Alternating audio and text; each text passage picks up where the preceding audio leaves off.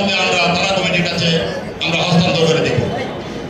আর আমি সামনে নির্বাচনটা আমাদের প্রচারণা অর্ধেক কাজ সমাপ্ত হয়ে যাবে যদি সুষ্ঠুভাবে সুন্দর চাঁদাবাজি বিভিন্ন ধরনের অভিযোগ করে গেছেন। এটাই বাস্তব, এটাই সত্য। তার কাছে এখন নেতা 5 তারিখের পরে সবাই নেতা, এখানে কোনো শ্রেণী বিন্যাস নাই, এখানে সংগঠন নাই, কার কথা সবাই নেতা। এই নেতা নেতৃত্ব সীমিতকরণের জন্য আশু ব্যবস্থা নেওয়া দরকার, টানা উন্নত হয়ে যাবে বাংলাদেশে। এটা আমাদের সহযোগিতা এবং ইফতার পার্টিটা কিভাবে হবে আমাদের সভাপতি সাহেব বক্তব্য দিচ্ছে। ভোট পরিই উত্তম হবে, ভোট পরিটাই উত্তম হবে। এটা পরিবারে বেশি লোক যদি উপস্থিত হবে। আসসালামু আলাইকুম। বাংলাদেশ জিন্দাবাদ, বাংলাদেশ জাতীয়তাবাদী দল জিন্দাবাদ। সকলকে ধন্যবাদ।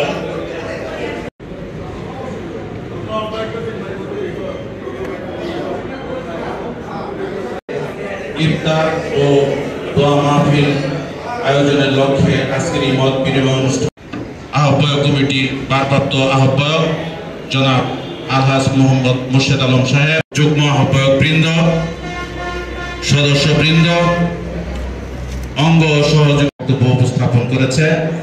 এরপর আর কোনো বক্তব্য দেওয়ার প্রয়োজন মনে করি না।